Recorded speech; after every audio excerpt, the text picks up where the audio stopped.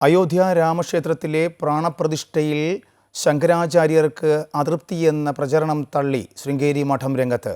ഭാരതീയ തീർത്ഥ മഹാസ്വാമിക്ക് അതൃപ്തിയുണ്ടെന്നത് വ്യാജ പ്രചരണമെന്ന് ശൃംഗേരി മഠം വ്യക്തമാക്കി.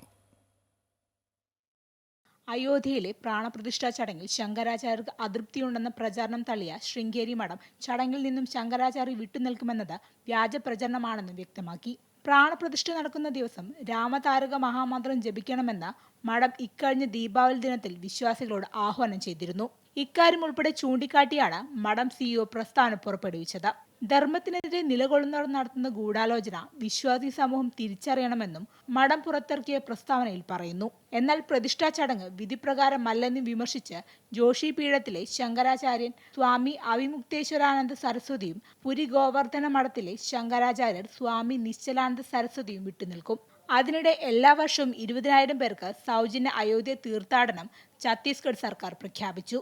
അമൃത ന്യൂസ്, ന്യൂഡൽഹി.